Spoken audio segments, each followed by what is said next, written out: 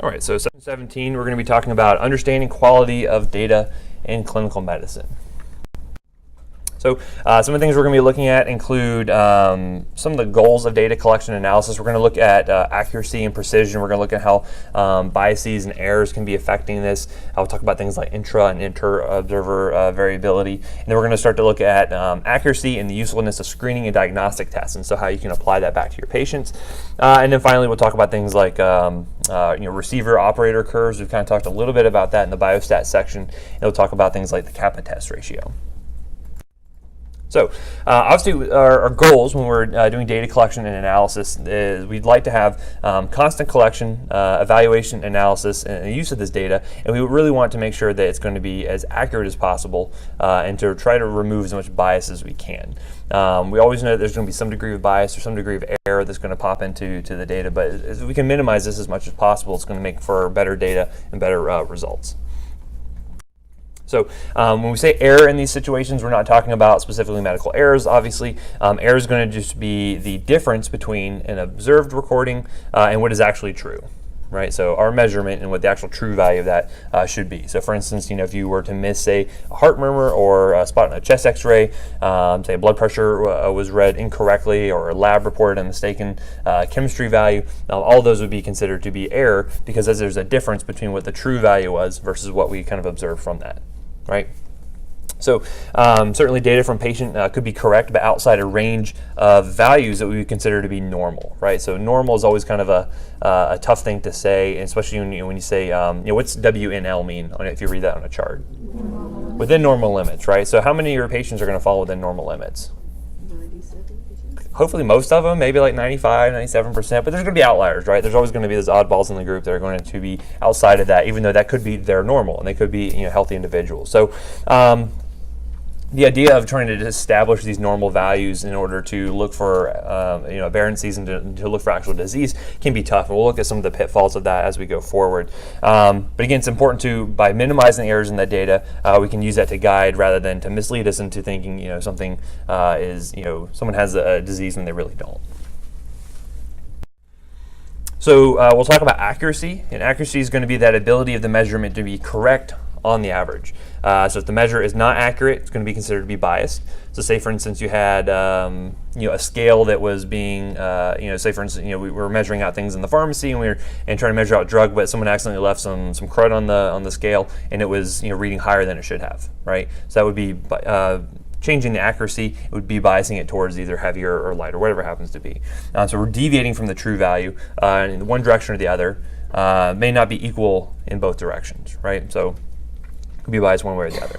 Precision, on the other hand, is going to be the kind of this reproducibility or the reliability of the data that we're getting. So if we're getting a result, how frequently are we going to get that same result if we did the test over and over again? Really, this is going to be more of a measure of kind of random error, especially if you are having a small sample size or a small data set. You're more likely to see large variations there. If you have a large sample size, you're more likely to see things regressing back to the mean, and you can get better precision that way. Again, it's not necessarily bias, but distortions from the truth may occur, but they should be more comparable in both directions. So I'll show you some kind of graphical examples of that and what that looks like. So if you were to have something that was, say, both accurate and precise, and say this is the true value here on the x-axis, and these are your observed values when you tested this over and over again, you would end up getting most of them being pretty close to the actual true value, and notice here that it's centered around that true value. However, if I had something that had wide variability in the data, here I have something that's pretty accurate, but it's not very precise because I'm getting more outliers here, more things that are diverging away from the actual true value there. So it's not as precise, but it is accurate. On the other hand, you can look at something that is precise only. So even though this is not correctly centered around the true value, you will get the same thing every single time, right? So it's not accurate. There's something biasing the information towards one way or the other. And then over here, you have a really bad test, which is not accurate nor precise. Even though the true value is here, you have kind of a lot of variability, and it's going to be biased towards one direction, right? So how is this most often represented? What other kind of pictorial example? Targets, right? So we're going to look at the Raman example to see how that kind of matches up. This slide just kind of goes back through and states what we were kind of observing on that previous picture about the comparison between the accuracy and the preciseness of each of those and how they center around the true value. So again, this picture here is a good example of that. So the bullseye analogy. So if you have something that was both accurate and precise, notice you may not actually hit the bullseye very frequently, but most of the data is going to be kind of centered around the actual true value here. Now, if you had something that had that was accurate but not very precise, you'd have a lot of variability in the data, and so you end up seeing here in picture B that it's kind of spread all over the place, right? You're not really getting a whole lot of values that are really going to be that kind of honed in on the true value. And then for picture C, it's something that is not accurate, although it is precise. You're having something that's skewing the data one way or the other, so you're not really measuring the true value. And then in D, again, you have the bad thing of no accuracy, no precision. The data is very random, very scattershot, but it's not going to be centered around that true value, right? So ideally, we'd want something both accurate and precise, but as we know with all things, there's going to be trade-offs in life, and we're not going to be able to get the perfect test ever. So there's going to be kind of two different types of errors we're going to be looking at. So basically differential and non-differential errors. Measurement bias is going to be a form of differential errors. And so this is going to be non-random, systematic, or consistent errors in which the values tend to be inaccurate in a particular direction. So this is going to be one of those things where, say, the scale is off in one direction, or say the blood pressure cuff is reading either high or low, whatever happens to be. Say, for instance, you're measuring heights of patients with their shoes on. We mentioned the high heels with the fish in it. Obviously, that's going to be skewing your results one way or the other. That's going to be a differential error that is made because our measurements are incorrect due to some kind of systemic issue. Not asking everyone to take their shoes off, or you're not measuring a patient's weight with their clothes off, things like that. And so statistical analysis cannot correct for these kind of biases unless the amount of bias in each measurement is known. So if you're able to know that each measurement is going to be skewed one way or the other by ever how much, you can kind of account for that. But in a lot of cases, you may not know this information, especially if you have someone who's doing the data collection and then you're analyzing it afterwards. You may not be able to be aware of some of that differential error that could be creeping up in your study. So say, for instance, when I was talking about my coral snake study, it was two people that were basically going through the cases and collecting the data. I was doing basically half the cases, and then I had another individual who's reviewing cases as well. And so, if he was measuring things, if he was recording things incorrectly, say, for instance, he was measuring the time to onset of symptoms, and he was measuring it differently than the way I was doing it, that would be a differential error because of the fact that it's more of a thing that is being, it's non-random, it's just that person is doing it a different way than I was doing it, leading to error in the data, right? So it'd be a differential error. You can have non-differential errors, which will just be kind of random errors that are occurring. So this is just the random variability that's happening within the data. And even if you measure things the same way every single time, you're still going to get variability in that data. And so this is going to be non-differential errors. You'll see some errors, some values are going to be too high, some will be too low, but that may just be true. That may be the case where your patients are falling outside of what that normal range would be for a given test. And so if there are enough observations and data only with random errors, you would end up having kind of a correction of that because, as we said, most things end up regressing back to the mean. And so in general, if you increase your sample size, you're more likely to get more precision there around the true value. So this is so we'll talk about intra and interobserver variability. So intraobserver variability, which would be within the observer, is going to be differences in measurement or interpretations obtained. So imagine if you were looking at, say I showed you 2 chest X-rays and asked you to give me a diagnosis. And then I later on told you, hey, that was actually the same picture, but you gave me 2 different diagnoses, right? That would be a case of an intra-observer variability, right? So this is one of those things you can test for by giving someone, say, the same measurement or asking them to do the same measurement on the same sample several times and make sure that the results you get are very similar. That way you make sure that the person who is observing is making the same observations every time, and you know that they're going to be consistent, right? So you know that they're not measuring things differently from, say, Monday to Tuesday due to whatever reasons. And then inter-observer variability would be that example I mentioned where, I was going through cases and another person was doing it as well, and we may have been coming up with some differences there. So if you had people who were misinterpreting a chest x-ray or an MRI, whatever it happens to be, they were reading it differently than I would read it. I would be very bad at reading it, but just say for instance, that would be inter-observer variability there. And so one goal of the data is to help reduce the amount of intra and inter-observer variability as much as possible. So what are some ways you think that you could reduce some of this variability if you're running a study?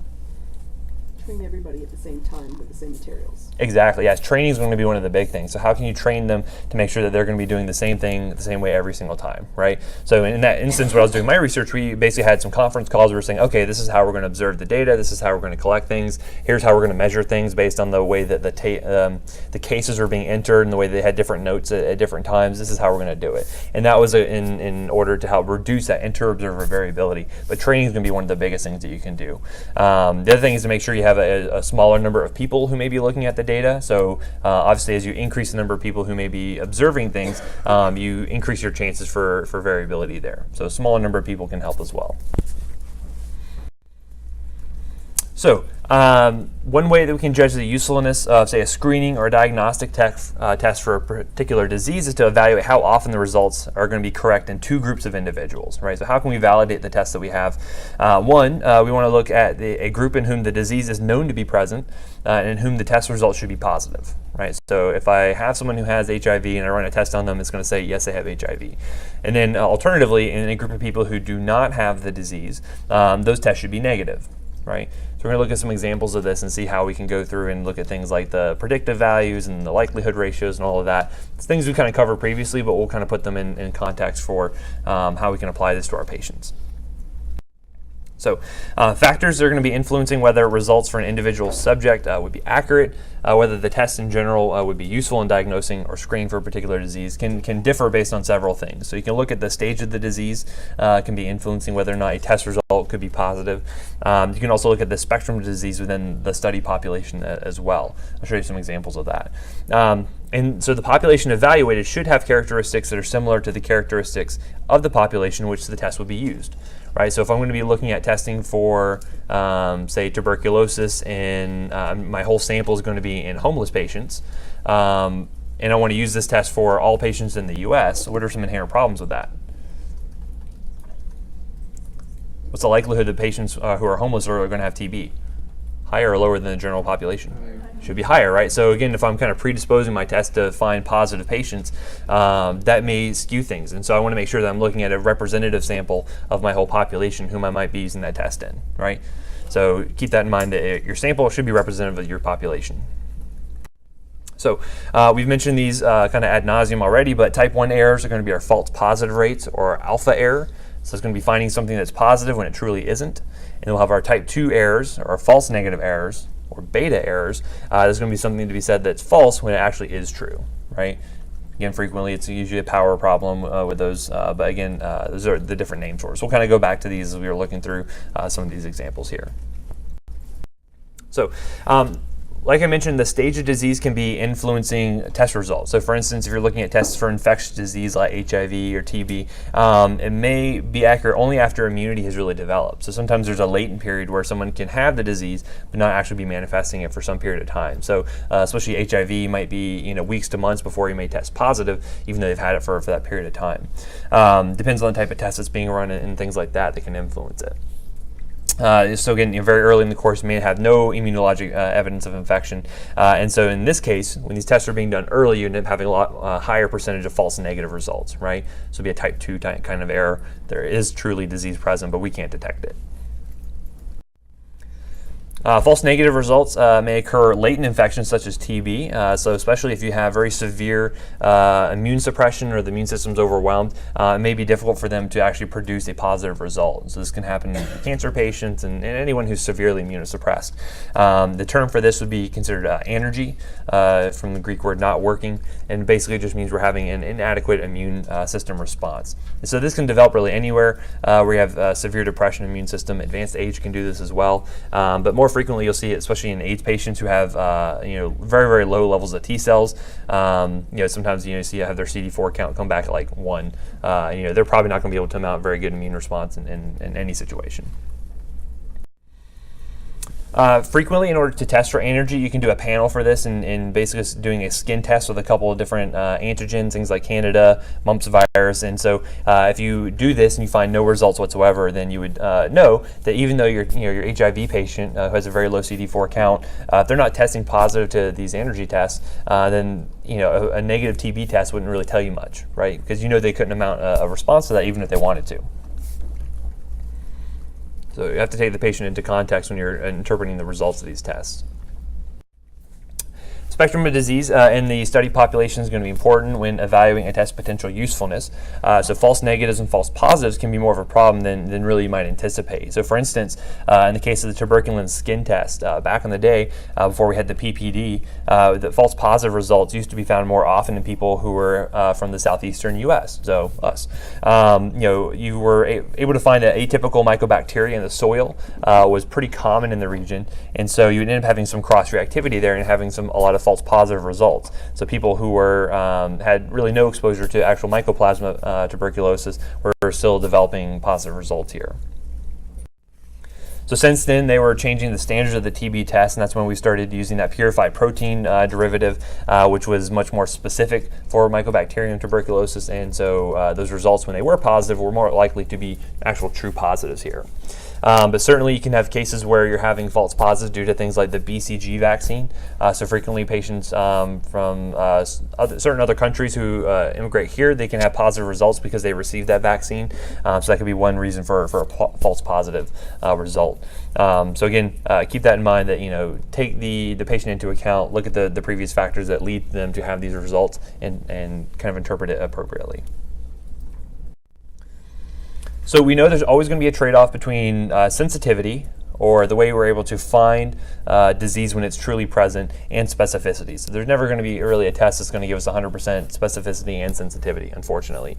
We want to make smoke detectors that go off in our home when there's a fire, but we don't want them going off all the time, right? Just because I'm cooking up something and accidentally have a little too much smoke. So it's important to make sure that we're achieving acceptable levels of sensitivity and specificity in order to make sure that we can detect things when they're there, but also not have a lot of false positives. So we know that these tests are not going to be just relegated to infectious disease. There's other cases where, and this is going to be an example we're going to use for a lot of this lecture, but looking at serum calcium values to rule out parathyroid disease or hyperparathyroidism. Have you guys covered any hyperparathyroidism yet? Okay, so you should be somewhat aware of it. So again, we know it's going to be a disorder of calcium homeostasis. And in affected patients, we know that the serum calcium level should be elevated. But we know there's going to be variation in time to time, right? So we're going to find that even doing one single level of calcium might not be able to tell us whether or not the person has disease or not. So you oftentimes have to take these results in kind of a continuum, and sometimes serial results are going to be more useful. So we'll look at a graph to kind of show you the overlap that you can have between people who have a normal level of calcium versus those that have hyperparathyroidism, having on average a higher level of calcium, but there's a lot of overlap that can occur there. So the next figure is going to show that. So one, we're going to have a population of healthy individuals with normal serum calcium, and the other will have hyperparathyroidism. And so I'll show you that in just a second.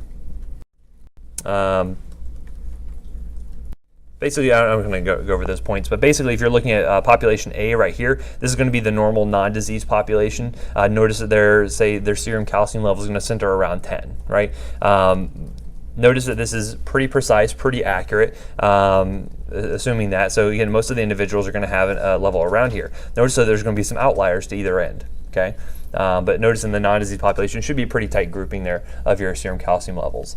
Then you look at your hyperparathyroid population here, and you notice that there's going to be some overlap. So just because you measure a calcium level of, say, 10.8 in an individual with no disease, you can't rule them in as having hyperparathyroidism, right? On the other hand, you could have someone with disease, truly disease, end up having a level that would be considered to be normal, just right above 10. And so because of that, just because you have one serum calcium level, it's difficult to rule in or rule out disease at that point. Again, and we'll look at some of the things like pre and post-test probabilities that go along with this with some actual data. But essentially, this may require further testing in order to determine, is this just a random aberrant measurement, or is this actually true? So very frequently you'll see serial measurements being done to prove that. So, and again, laboratories will publish a range of normal values, and so wherever you go to work at, keep in mind that normal values will change based on the lab. So it could be the type of reagents they're using or the tests they're running, but someone's normal may be totally different from one hospital to the next. So keep those in mind. Especially when you're working a lot with the electronic medical record systems, a lot of times their systems are automatically set to flag abnormal results depending on what their definitions are. And so sometimes you'll see results that don't get flagged, even though to me they might be concerning given a particular patient situation, but they could be totally normal based on their system. So keep in mind there's going to be some changes in practice there. But calcium value beyond the normal range for the laboratory, it requires further diagnostic tests, and so in a lot of cases you're going to see calcium say above 11 would be one of those cut points. So how do you determine that cut point to say like 11 is where I'm going to go to? Because if I were to say, what if I said 10.5, where is going to be my upper limit of normal for calcium? What kind of problems do I run into as far as diagnosing people, say, with hyperparathyroidism? You're going to be running more tests on more normal people. Exactly. All right. So as I lower that cut point down to what my upper limit of normal is, even though I'm still containing a large number of, say, non-disease people, I'm going to have a lot more people that are considered to be abnormal. Those are going to be outside of that normal range, and so it's going to lead to more frequent workups, right? You're more likely to find patients who truly have disease, but you're going to have a lot more false positives. And similarly, if I were to change that normal level to, say, 12 or 13, you're more likely to not run as many follow-up tests, but you're less likely to capture those people that truly have disease. So there's always going to be a trade-off there. I remember one kind of funny anecdote I heard when I was in college. Went to UF, and so of course there's always some rivalry between FSU and UF. But one of our professors was saying that it's interesting that the cutoff values for urine drug screens for the football players is kind of set by the university. It's funny how FSU never has any people testing positive for marijuana, probably because they set their levels so high that there is no abnormal values. So again, that's probably not true, but it's kind of funny to think about how you can kind of change what your normal is and kind of either have more false positives or more false negatives. So lower is more case of disease. Lower is more case of disease. Yeah, so if I were to say what my normal is and I were to kind of shrink that down closer to what the population average is, you're going to have more people who would be classified as abnormal and may require further diagnostic workup, right? So I can set, and frequently you'll see, especially with urine drug screens, they will set a value of what is considered to be detected or not. Because usually urine drug screens come back, say THC is positive or negative, right? And that's set at a certain threshold. So you can have some amount of THC in your urine and still be considered negative. It just depends on what that threshold is going to be for that lab. What's the threshold for Nova Southeastern? Nova Southeastern is going to be 1,100 nanograms per deciliter. No, I have no idea. Listen, like I say, don't do drugs. They're bad. Unless you have PTSD or whatever other stuff is on Amendment 2 and you get a green card, I guess, right? That's what they call it in California and Colorado. Okay. Anywho, so again, this idea of a cutoff point for the upper limit of normal is going to be set too low. We're going to have wasted time and money by following up a lot of false positive results. And similarly, set too high, you're going to have more cases of disease actually being missed. And one thing that I run into very frequently is acetaminophen levels. It can be very tough to talk with clinicians about because people will say, well, they certainly aren't acetaminophen toxic because they have no acetaminophen in their bloodstream, right? So that cutoff point for them is say, well, if the value is negative, they don't have disease, right? And in a lot of cases, you'll see that may not be the case. So very frequently, I have to kind of have a conversation with them, say, well, it could be negative, but maybe the damage has already been done, blah, blah, blah. But again, remember that your cutoff points are going to be very important because a lot of people see a normal result and they just kind of run with it, right? They may not investigate further unless it's flagged with a big red exclamation point. But in order to determine sensitivity, specificity, and predictive values of a test of different cutoff points, this can help us to determine maybe what the best cutoff point is going to be for us. What's the best trade-off between sensitivity and specificity? So it's going to be easier to visualize the idea of false positive errors if there's a clear distinction between the diagnosis of a disease versus a non-disease condition. So say, for instance, you're looking at a spot on a mammogram, right? You have to determine whether it's going to be cancer versus no cancer. So at that point, you have to say, well, it could be an abnormality, could be a calcification without the actual presence of cancer. And so now you have to kind of make the call, well, how likely is it to truly be cancer versus calcification? Even though it's an abnormal result, how likely is it to be cancer that requires further workup, whether you get biopsy or whatever it happens to be. And so again, diagnosis of normal breast tissue to be a true negative for cancer, could be an issue, but also a false negative for calcifications. So again, it's a look at your trade-off between what's the likelihood of something truly being abnormal or just being something that's really benign. So, radiologists frequently indicate uncertainty by reporting things as abnormality present, but probably not cancer. And so, again, they recommend that additional tests be done or that the mammogram be repeated after a defined number of months in order to make sure that it's not something more serious. And so, such analogies can be done, especially with like laboratory values and indeterminate ranges. Okay, the first result we really can't tell much with it. Let's repeat it to see where it's going, right? And so another example is the BI-RAD scale. They'll use with certain radiography tests for breast cancer that kind of helps them to delineate, just how risky is this for it truly to be cancer or not. Okay, so sensitivity and specificity are going to be two important measures of this test function. So we've alluded to these already. And the ways to report the performance of a diagnostic test when the true disease state is known can be used by these 2x2 contingency tables we've kind of already looked at before. We're going to see a little bit of variation on this one. So this is a lot. We're going to go through it step by step, so don't freak out. So this is going to be a 2x2 table here where basically what we're looking at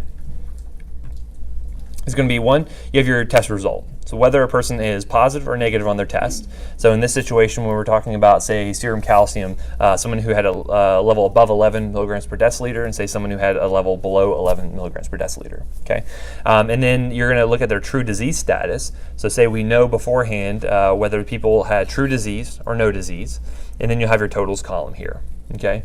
From this information, we're going to be able to calculate things like the sensitivity, the specificity, false positive and false negative rates. This will be easier to go through and we actually have real data to look at, so I'm going to do that in just a second, but just be aware that we're going to go over each of these points in more detail as we go forward. So you can always reference back to this table for some clarity.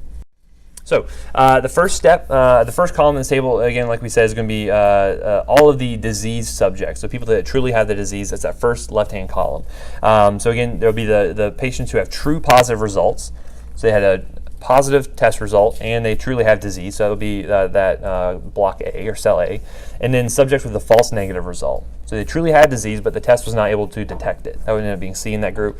And then on the next column over, you would end up having patients who had no disease, and so you have B, cell B being your false positive result. So the test came back positive, but they don't have disease, and vice versa in cell D, true negative results. So no disease and no positive test.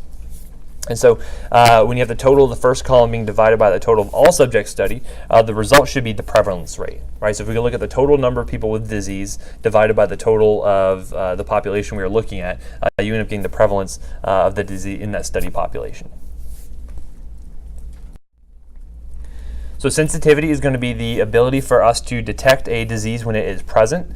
So again, in that case, it's going to be A plus C is going to be our denominator here, right? So we said C is going to be those patients who did not have that were had disease but tested negative there, right? So this is going to be kind of a vertical kind of analysis when you look at that. We'll talk about vertical and horizontal analyses, but in this one, you're going to basically be looking at everyone who has the disease as your denominator, and then A being those that were ones that tested positive. So the ability to really detect disease when it's really there. So if the test is not sensitive, that means it's going to be failing to detect disease in some of the disease subjects, and all of those subjects are the ones that are appearing in C, right? So those are going to be your false, or the false negatives. So the rate that this occurs is that false negative error rate, and so you can just calculate that as being the number of false negatives divided by the total number of people with disease. Okay. Again, this will make more sense when we go through the actual numbers when we're looking at the calcium and the hyperparathyroidism.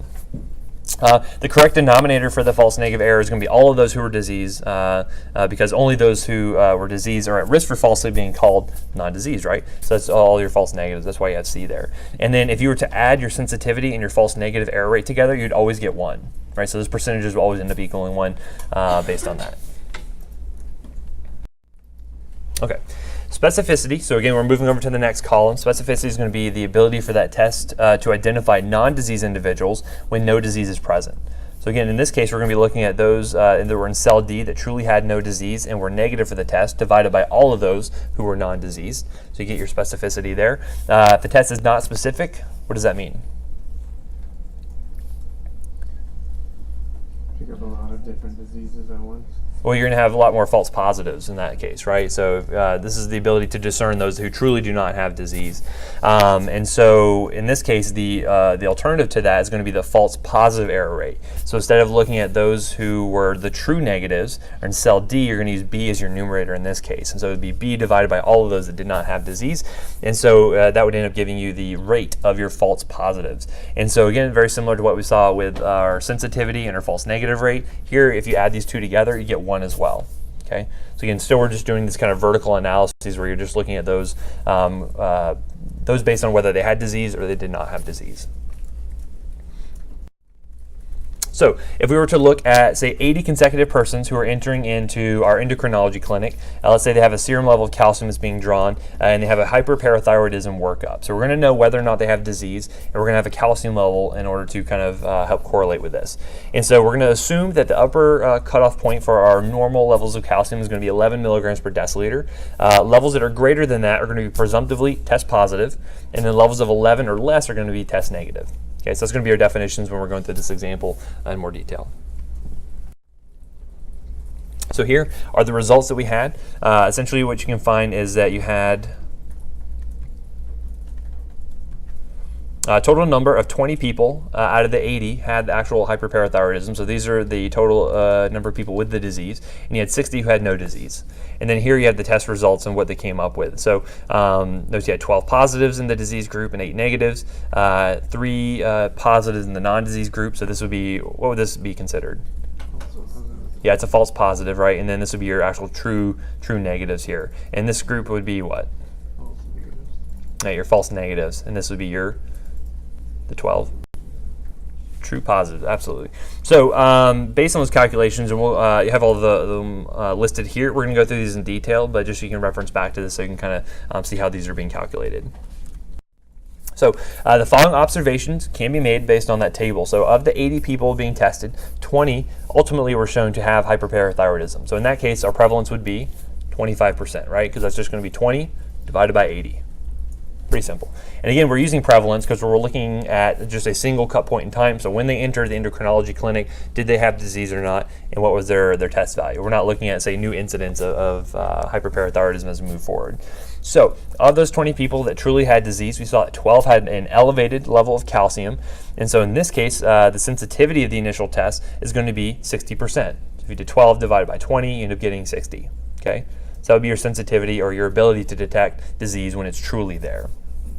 The false negative error rate is going to be that 8 divided by 20, right? So the number of people who were false negatives that were divided by the total group of people with disease. And notice that's 40%, so 40 plus 60 equals 1. So based on that, the math makes sense there. So this is consistent with the fact that people with hyperparathyroidism may have serum calcium levels that alternate between, say, a high normal range versus a little bit lower lying, maybe say in the normal range.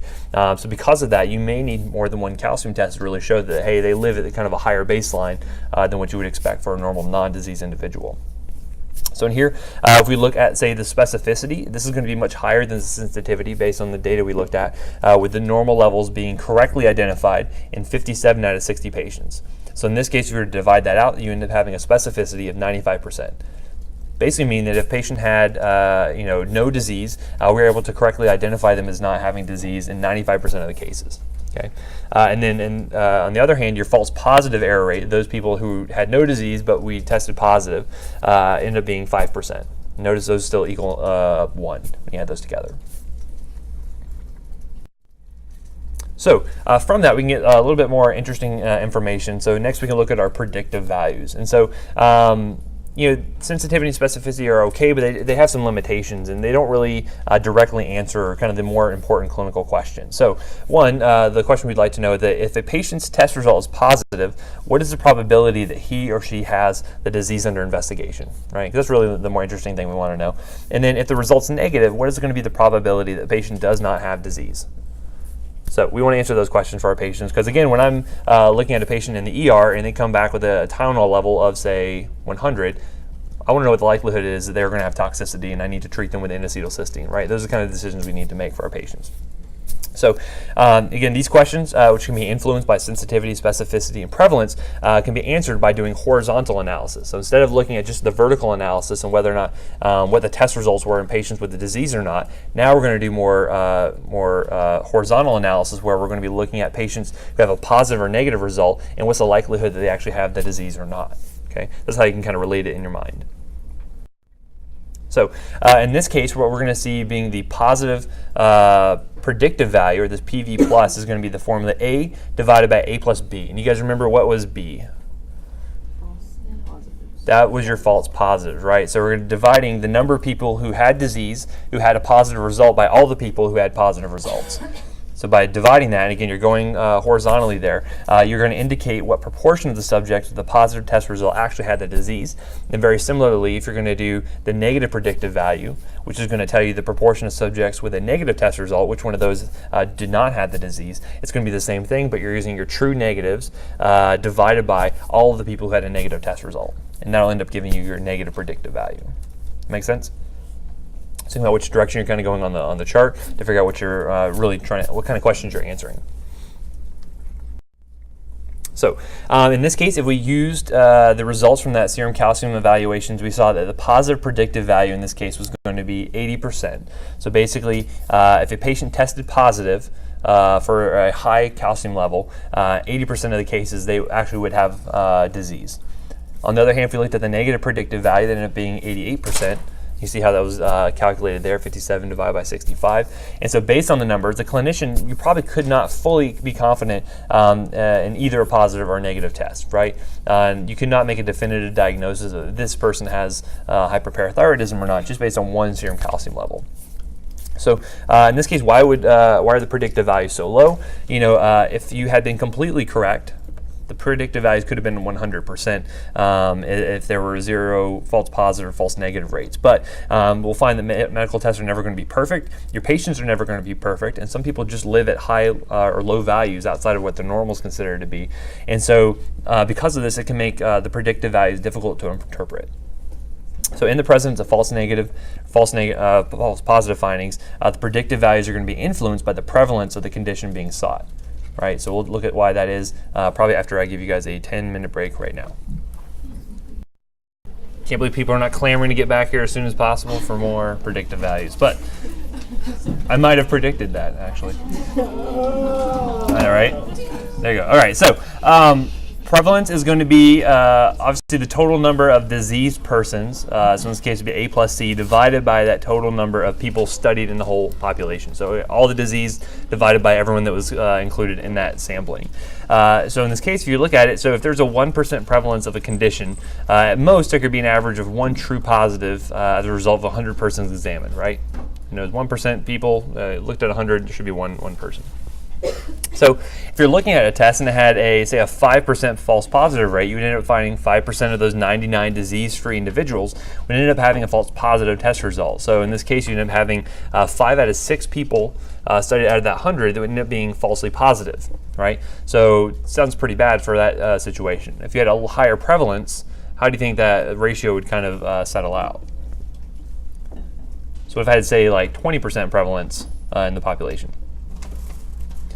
probably have a lot higher true positive rate, and you probably wouldn't have as many, proportionally, as many false positives that were popping up there. So again, at low incidence or low prevalence of disease, you're more likely to see these false positives being kind of more, kind of the lion's share of positive results that you're going to get. Similarly to what we were saying kind of at the beginning of the class, when you're looking at, say, the whole U.S. population, looking at the HIV incidence versus just looking at, say, specifically, homeless population, they would have a higher prevalence, and thus you'd have a lower number of false positives that you'd find there, lower proportion. So whenever clinicians are going to be testing for more rare conditions, they have to be prepared for most of the false test results, or most of the positive test results to be falsely positive. They're going to have follow up with additional tests in persons who are positive in order to determine whether or not that disease is really present. So those confirmatory tests are really going to be important in that situation. Doesn't mean that the screening test should be avoided for conditions that have a low prevalence. You just have to take that with context that you're going to have a lot of false positives popping up there proportionally. Still, it may be worthwhile to do the screening program because the people who are going to need diagnostic tests for follow-up may present a small percentage of the total population there. And so the crucial point here, though, is that one test is not going to make a diagnosis unless it's going to be a pathognomonic test, or a test that basically elicits a reaction that if you have that, you definitely have the disease, right? It's going to be one of those gold standard kind of thing. Can you guys think of any kind of pathognomonic findings for disease? Okay, there you go. So what would that be pathognomonic for? Hodgkin's lymphoma. There you go. See, yeah, I can tell what test you guys just took. So right, so that would be something that if you found that, going to be pretty darn sure that's what's going to be what the diagnosis is going to be. You probably don't need a lot of confirmatory tests necessary after that for the actual diagnosis. So similarly, keep in mind, a lot of conditions are not going to have pathognomonic tests. That would be really nice if we did, especially for things like MI or PE, things like that you're not going to have perfect tests for. MI's probably a little bit easier, but PE can be pretty difficult. So let's say, for instance, you're going to be a clinician. And so basically what you need to do to either rule in or rule out a diagnosis based on the fact that you know you're not going to have perfect test results. So say, for instance, the patient presents with complaints of chest pain.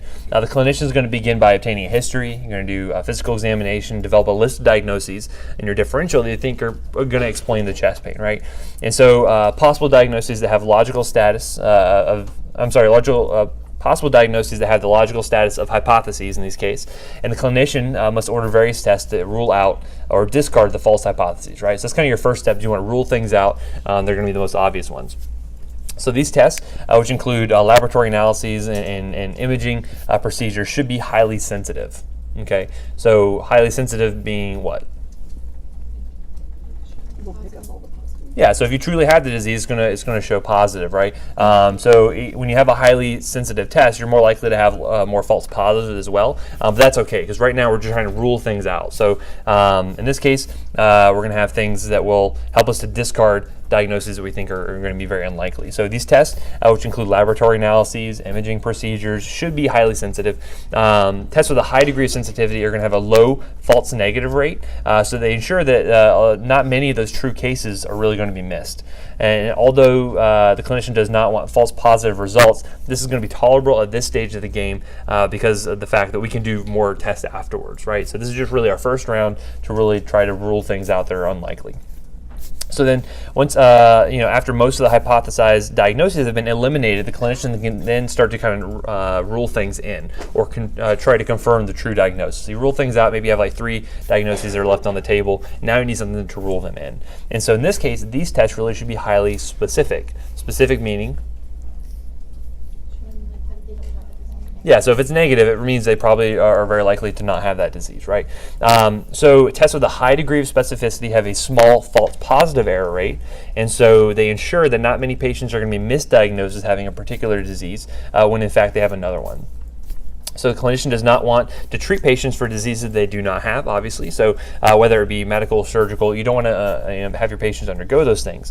So in this case, the principles of testing can be summarized as follows. A screening test, which is used to rule out a diagnosis, should have a high degree of sensitivity. And then things to rule a diagnosis in, a confirmatory test, should have a high degree of specificity. It's kind of the general rule. And you can see here, you can kind of use a mnemonic spin and snout. So you want to, specificity is needed to rule in, and sensitivity is needed to rule out. So that's kind of a good way to think about it, right? So that's kind of the general flow of things when you're trying to assess a patient, do initial screening, and then try to hone in on a diagnosis. So in contrast to those predictive values we mentioned, likelihood ratios are not going to be really influenced by the prevalence of the disease. We saw the prevalence is really going to be affecting predictive values, but here likelihood ratios are not going to do that. So there's going to be a likelihood ratio positive and then one that's also negative. Basically, this is going to be the ratio of the sensitivity of a test to the false positive error rate of the test. And so in this equation, basically what you can do is divide the sensitivity, which we already said was going to be A divided by A plus C, and then divide that whole value by your false positive error rate. Okay, so that's going to be that B divided by B plus D. Right, so there's going to be all the false positives you had there divided by all the people who didn't have disease. So the sensitivity and the false positive error rate are going to be independent of the prevalence of disease. So it doesn't really, they're not really going to be affecting that. And so the ratio is also going to be independent of the prevalence. So what that's going to do is that because the likelihood ratio is going to be the ratio of something that the clinicians do want in a test, the sensitivity divided by something they do not want, false positives, that's going to mean that the higher the ratio in this situation, the better the test is going to be, right? For a test to be good, the ratio really should be much larger than 1. Because that's going to mean that the true positive that you get, or the sensitivity, is going to be a lot higher than those false positives that you're going to be coming up with. So large number is going to be good for your likelihood ratio. So similarly, there's going to be a likelihood ratio negative. It's going to be the ratio of the false negative error rate divided by the specificity. It's a little bit different here, but basically your false negative error rate divided by your specificity. And so in this case, you're going to see you want a lower number here. So you want something to be less than 1, and the smaller or the closer you can get to 0, the better. Because in this case, the ratio is going to be something that clinicians do not want. Your false negative error rate divided by something that they do, so your specificity. So basically, the smaller the number is, closer to 0, the better the test is going to be. And so in general, you want a high likelihood ratio positive and a small likelihood ratio negative. So you can also look at the simulated data that we had from the calcium, and you can come up with the likelihood ratios for those. So in this case, we saw that the sensitivity was 60%, and then a false positive error rate was 5%. So if you were to divide those out, you end up getting a likelihood ratio positive of 12. You see how we got that? Go back to that table and you can find those values there and see how they calculated it. Although that looks good, the sensitivity data indicate that on average 40% of the diseased persons would end up being missed. Okay. If you were to look at the likelihood ratio negative, you'd see it would be 8 divided by 20, or you end up getting 0.421, which is going to be a lot larger than you'd want to see desirable. And so we're going to see that by taking the ratio of these two values, one to the other, your likelihood ratio positive to the negative, we can come up with a value that we would like to see that we consider to be a good test. So by doing that, you would like to see that when you do the ratio here of your likelihood ratio positive divided by likelihood ratio negative, you end up getting 12 divided by 0.421, and you get 28.5. And so very frequently they would consider anything less than 50 of that ratio to be kind of a weak test. So here we can, in what we've kind of surmised, is that the calcium by itself is not going to be a really good way to rule in or rule out the person who has hyperparathyroidism. Or it can't be the only test you use in order to make that diagnosis. So the other thing you could also do is just do an odds ratio, and you end up getting actually the same result for this likelihood ratio here. So for instance, if you looked at the 2x2 table, by doing the odds ratio, or doing say A divided by C and then B divided by D, basically getting that, you end up getting 28.5, the same value there. Right, so your odds ratio is just going to be the odds of having the disease versus the odds of not having the disease divided by one another, and you end up getting the odds ratio. So same value there, just a different way to calculate it. So again, this is just looking at being able to convert your odds and proportions together, so I'll let you guys review that. We've kind of talked about this previously, so I'll let you look at that if you need to. So the likelihood ratio positive looks better if you have a high or a more stringent cutoff point is going to be used. So if, say, we were set the abnormal calcium level or upper level of normal to 13 for hyperparathyroidism, right? So by choosing a higher cutoff point, that's going to lower our sensitivity. And why does it do that? We're going to miss some positives. Right, because even though those patients, even though you set your cutoff point higher, you're going to have some of those hyperparathyroid disease patients have a level that's around 11 or 12, and so they might be missed in that situation. So you lower your sensitivity to detect true disease when it's there. But you will have an improvement in the likelihood ratio that's occurring because as the cutoff point is going to be raised, the true positive results are eliminated at a slower rate than your false positive results. So the number of people that you're missing as having the disease is going to be increasing at a slower rate than the number of people that you're falsely diagnosing with the actual disease. So that's one way to increase your likelihood ratio positive. And then that ratio is going to increase despite the fact that more of the disease individuals are going to be missed. So here, a high likelihood ratio positive means that a high level of calcium in an individual increases the certainty that they have hyperparathyroidism.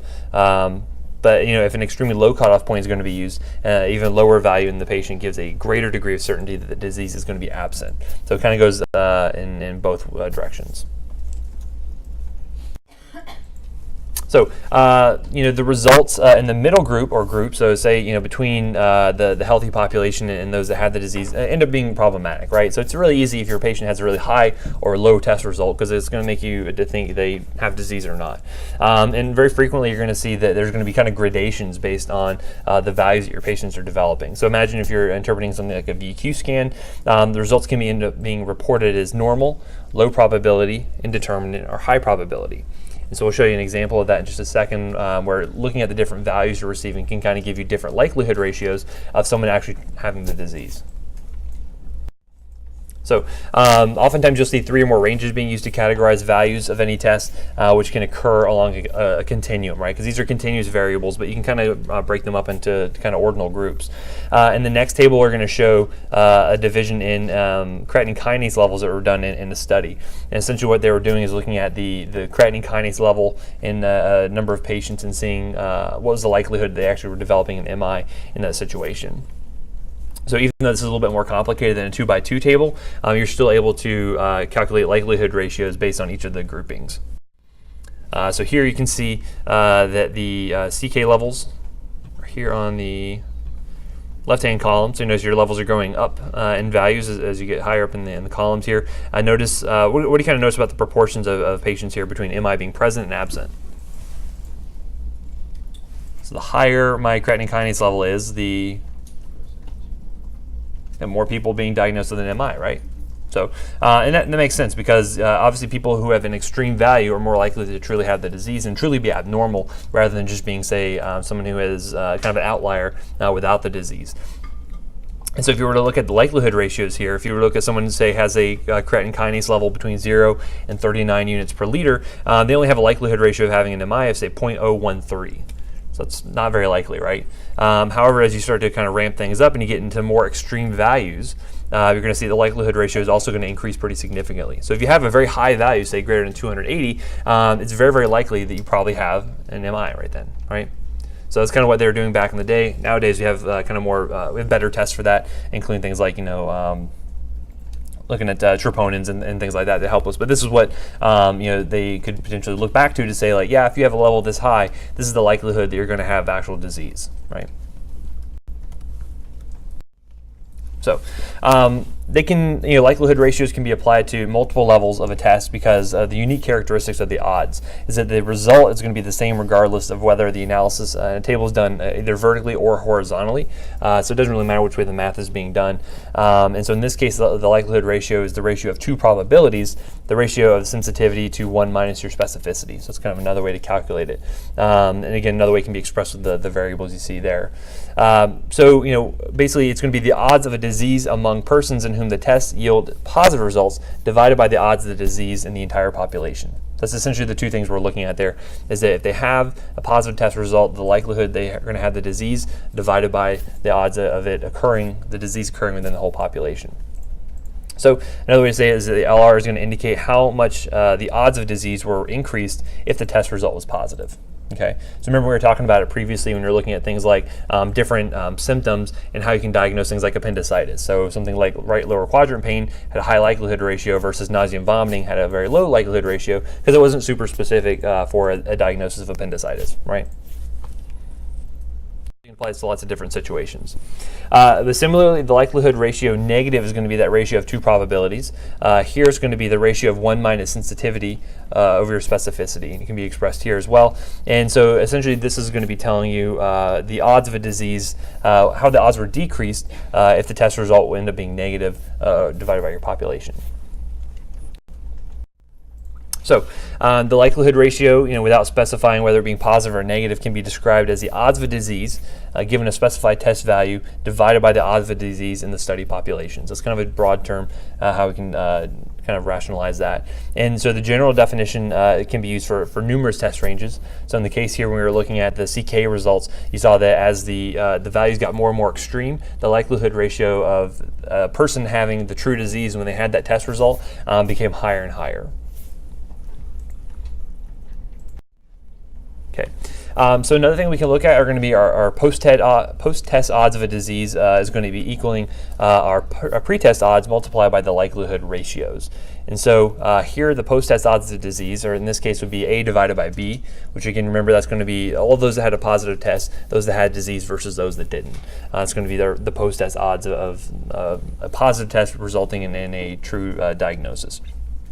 So here in the calcium example, we can see that the pretest odds of disease is going to be 20 divided by 60, or in this case, it's going to be 0.333, because all that is known about the distribution of the disease in the study population before the test was given. So we knew who had the disease beforehand, but now then we were doing the calcium levels to get another to see how well that was going to help us. Here we saw that the likelihood ratio positive turned out to be 12. And so when you multiply 0.333 to multiply by 12, you end up getting 4. And so those would be kind of our basically our post-test odds of someone being positive on calcium as having a actual disease. So basically, 4 times as likely.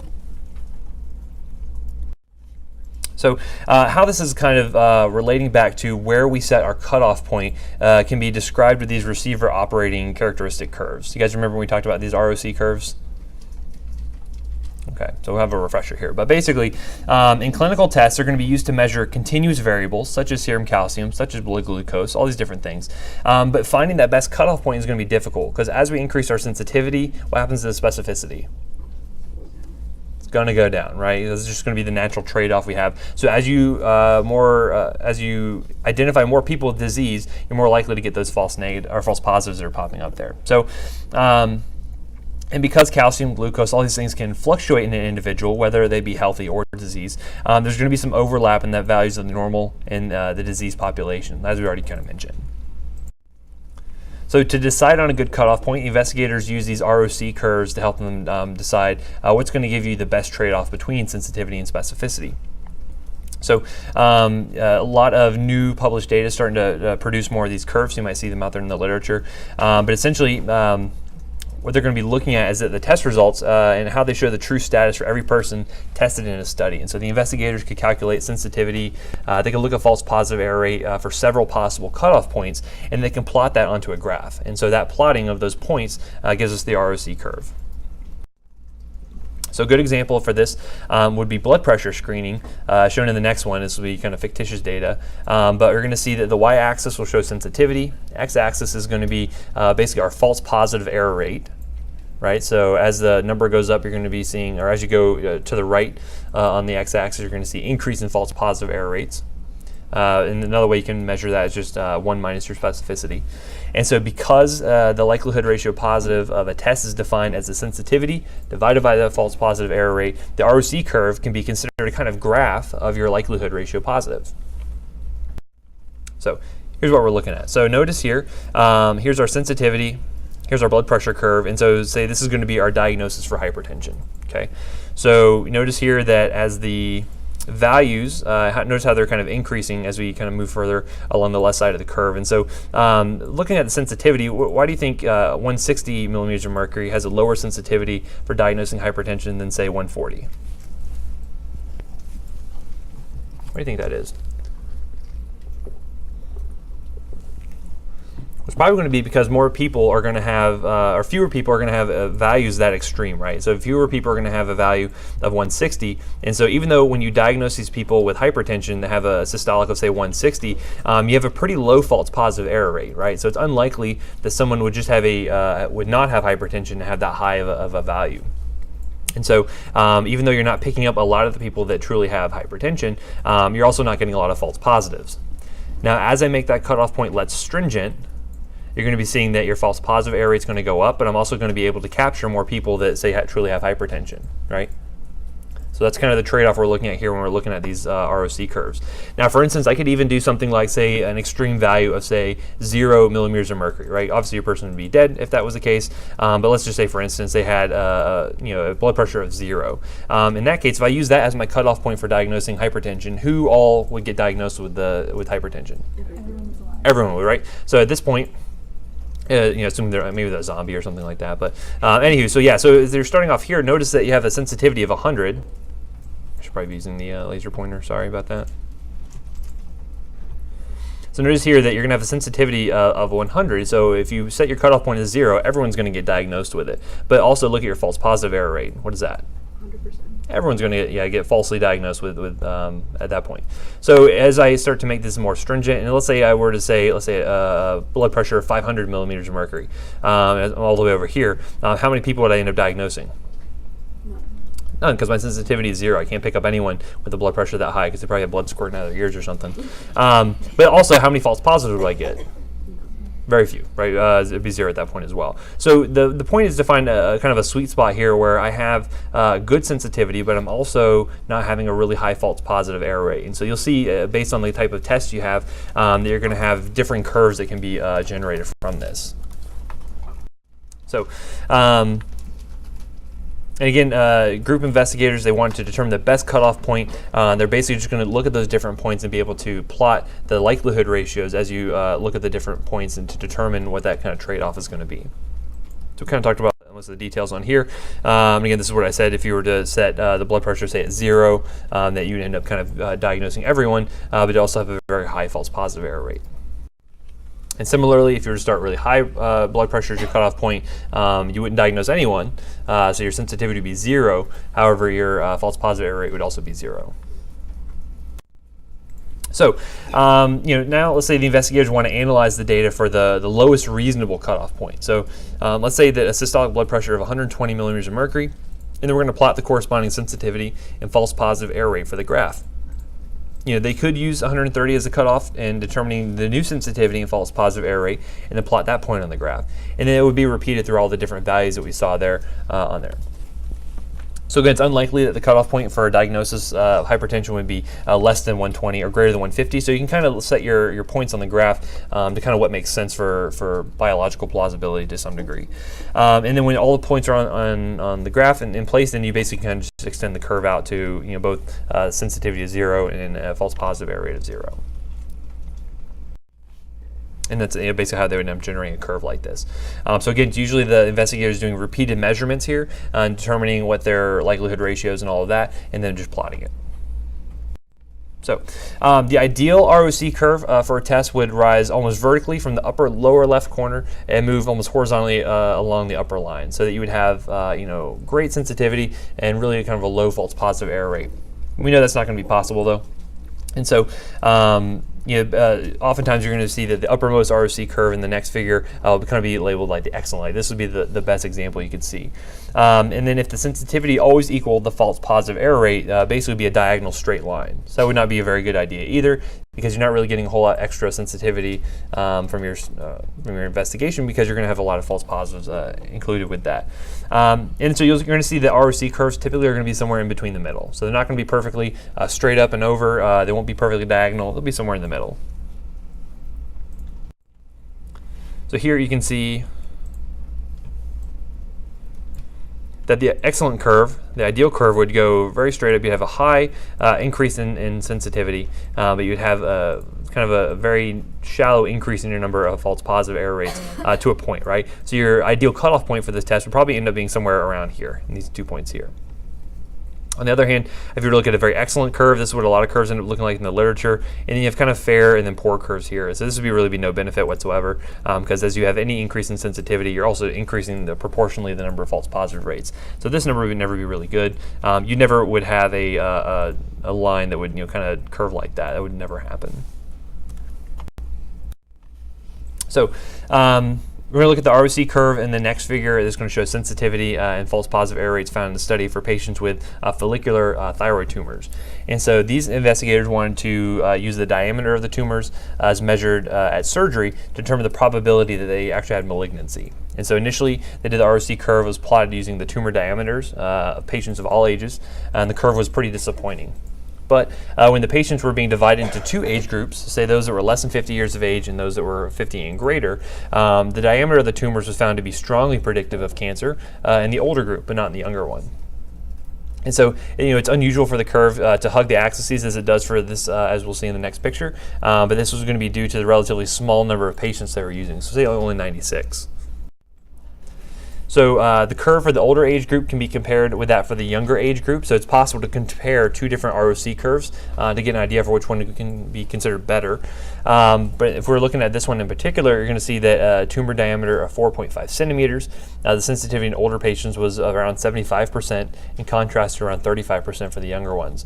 And the corresponding false positive error rates was 0 and 25% as well. So at a tumor diameter of 3.5, you're going to see that the sensitivities will change there, and then at 3, it's going to change accordingly as well. So here's what we can look at. So we'll see that these black dots are going to be those that are greater than age 50, and those that are less than age 50 are going to be these white circles, and then you have the no benefit line. So just looking at this, and oftentimes we'll see comparisons made based on area under the curve. We'll talk about that in a second. But those that have a larger area under the curve typically are going to be better curves, so to speak. So you can see here how you can have better sensitivity with a lower false positive error rate in those patients who have that are older, and you can tell that just based on the curves as they plotted out these different points here. So again, controlling for different factors and looking at that can change your curves pretty dramatically here. So this kind of makes sense how these are kind of the utility of these. So you can look to see like, okay, well if I had a 60-year-old patient who had a tumor diameter of 4.5 centimeters, I have a pretty good sensitivity, and I know I'm very unlikely to diagnose them with malignancy. I would have very few false positives based on the data you're looking at. And again, larger sample sizes can help to kind of smooth these curves out a bit. With using a small sample size like this, obviously you're going to get some hitches here and there due to the fact that you only have so many values to pull from. All right. So as I mentioned, with comparing different tests to determine the area under the curve, ROC curve for each test, and they use a statistical test of significance to determine if the area under one is statistically different from the other curve. So you can actually do some tests here to get a p-value to determine if one curve is going to be better than the other for predicting your outcome. The greater the area under the curve, the better the test is going to be. And so if you were to look at the previous figure, the diagonal line from the lower left would end up being the line of no benefit. So we saw no use there. And so the area under the curve for that line would be 50%. So obviously you want things that are going to be larger than that. And for the younger patient population, you saw it was pretty close to that no benefit line, so it's around 60%. But for those of the older patients, you had about 90% area under the curve for that. So if you did a test and you had a p-value, say, of 0.01, that would tell you that yes, these older patients had a statistically different curve than those younger patients, and this would be better for diagnosing. Okay, so one other thing we'll look at today is going to be the idea of measuring agreement. So this is kind of going back to our inter and intra-observer agreement between measuring data and trying to limit the amount of that differential bias that we can enter in to our study. So an important question in medicine and research is to determine what the extent of different observations from the same phenomena differ. So how are we measuring things differently from one person to another with the same sample? And so if there is intra-observer agreement, meaning that it's one person versus intra-observer agreement, and the data in the study are going to be considered highly reliable, that's going to elicit a lot more confidence than if they lack either type of agreement. Okay, reliability is not going to be a proof of a validity, right? So you can still have erroneous results due to random error and things like that, but hopefully you can strengthen your study design to make sure that the results you show can be at least as reliable as possible. So if you were to repeat the same test over again, you should come up with the same results.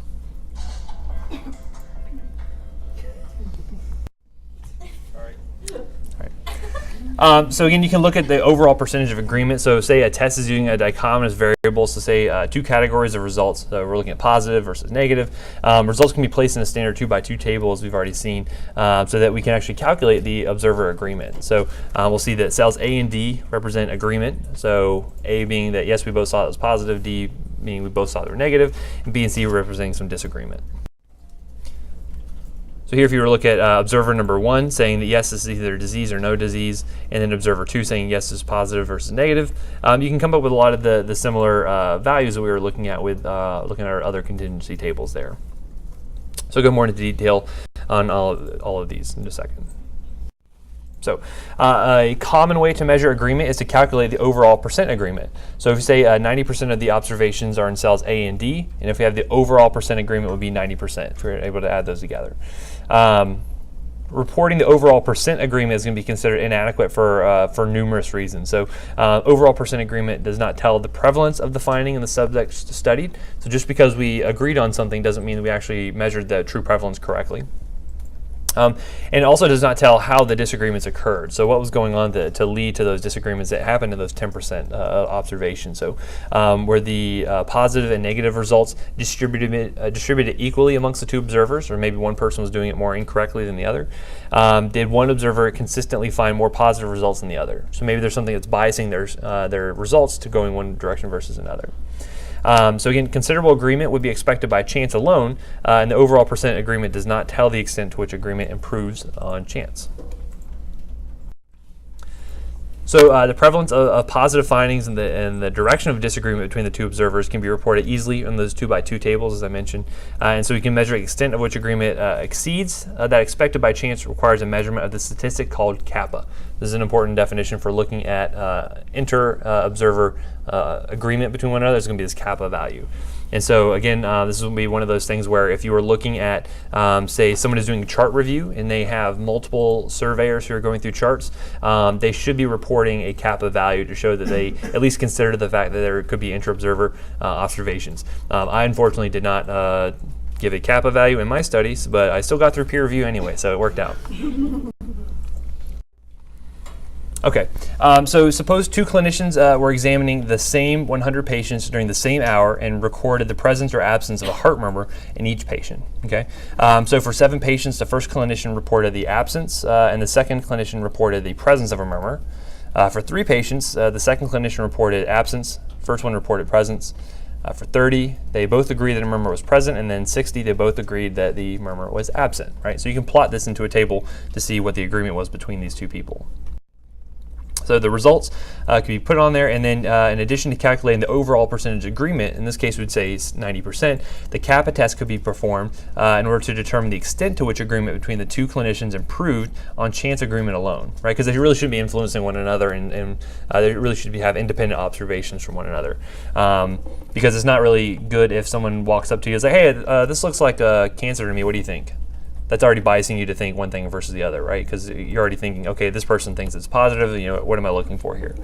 So again, so even if two clinicians only guessed about their presence or absence, they sometimes would agree just by chance alone. So we want to show that their agreement is going to be more than just by random chance. That's what the kappa test can do for us. So here we can plot out what the agreements and disagreements were between the two individuals. You can see the values here, which I talked about before. And so we're going to go into the details on how we generate that kappa value. So the observed agreement, or this A naught, is going to be the sum of the actual number of observations in cell A and D, because that's where the two practitioners were both in agreement. The maximum number of agreements is going to be the total number of observations, or N, which you guys are familiar with that variable. And then the agreement expected by chance alone is going to be this A sub C, and it's going to be the sum of the expected number of observations in A and D. Do you guys remember how we can calculate observed and expected frequencies when we do these kind of tables here? It's kind of going back to those chi-square tests. And so the method used to calculate the expected agreement for the kappa test is going to be the same method used for the chi-square as I just mentioned. So for a given cell, we can see what the basically what the expected frequency is. We can see what the observed frequency is, and determine if that's statistically significantly different from one another. That kind of makes sense?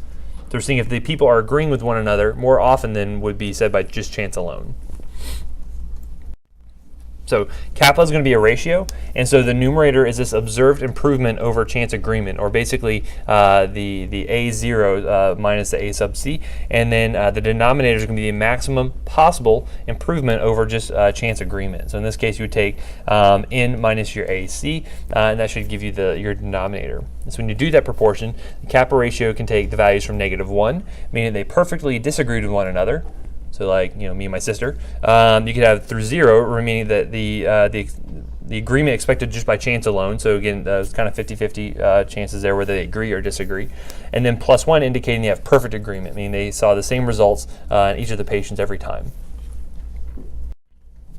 So frequently, results of the kappa test are expressed as a percentage, either between -1 to 1. And following arbitrary divisions for interpreting the results are sometimes often used. And so you can see less than 20% means it's pretty negligible improvement over chance, meaning there wasn't a whole lot of extra agreement between the two. 20 to 40% is kind of minimal. Somewhere above 80 is going to be considered to be excellent inter-observer agreement there. And so the example, we were looking at the heart murmurs, so I was around 78%, which can be considered good, but not totally perfect. So there could be some differences there about, say, the method with which they are testing murmurs, or say the training that went into how they are detecting murmurs, things like that. Maybe the stethoscopes are different between the two, or something like that could all be influencing their agreement on those results. And so the reliability of most tests in clinical medicine that require human judgment seem to generally fall in the fair to good range. So, although the basic kappa test provides valuable data on observer agreement for diagnoses recorded as either present or absent, some studies you're going to find are going to use 3 more outcome type categories, so say negative, suspicious, or probable. And so for such data, you can use what we call a weighted kappa test. I don't see this used as frequently as just the regular kappa test, but it's going to be similar in principle to the unweighted test, but it's just going to be more complex. And basically, the weighted test is going to give partial credit for agreement, but that is close, but not quite perfect amongst each other, right? So if someone said probable and the other person said suspicious, you get a little bit more credit for that than if they had said negative or probable and then negative, right? So you get a little bit closer agreement than what it would be if they were completely on the opposite spectrum. So in summary, 3 important goals of data collection. We like to promote accurate and precise information that we're gathering here. We want to reduce the differential and non-differential errors. So those are either non-random or systemic errors and then random errors. And then reduce that inter and intra-observer variability there. So we have lots of ways that we can do this. Various statistical methods that are available to study the accuracy and the usefulness of those screening tests that help us to determine how likely it is that a patient truly has disease or not. So again, tests with high degree of sensitivity are going to have a corresponding low false negative rate, are helpful for screening patients or ruling things out. And then things that have a high specificity and low false positive rate are better for ruling things in. So again, screening tests are better to be highly sensitive. Confirmatory tests are better to be highly specific. We talked about the tables, how we develop likelihood ratios, predictive values. Again, I'm not going to ask you to calculate those on a test, but be aware of how those values are generated. So any questions on that section? Yes? Earlier in the lecture, there were 2 abbreviations for LR, but then there were 2 different calculations. Are you going to specify which? If it's LR positive or LR negative? Yeah, but then there's 2 different LR positives. They had different. Oh yeah. So one you can develop just with the odds ratios that you can get the same value basically. So there's 2 different ways to calculate the same number. I'm not going to get that granular to ask you which one would be. I'm not going to give you a bunch of variables and say all right, calculate which one is correctly telling you the likelihood ratio. I wouldn't ask you that, but I would say if you're comparing a likelihood ratio of 20 versus 5, what does that tell you about the test in regards to diagnosing a patient with X? So it's going to be more conceptual, it's going to be more definition based than all that. So I have one more section to go through, so I'm going to do that tomorrow, and then we'll do the review afterwards. So we'll pound through that. We're not going to have the workshop, unfortunately. I'm still trying to see where I can pare down this class, hopefully for next year. So thank you for being my guinea pigs for this. And if you have any questions, we'll get to it then. And then if you want to stop by my office after class on Thursday, we can always talk about whatever we need to, and we'll go from there. Because we're having one less workshop, is our workshop grade still weighted 40%? Yeah, it's still going to be the same. The syllabus hasn't changed. Yeah, so you guys all get 40% for participating in the last one. Yay. Okay. Sounds good. All right, see you guys next time.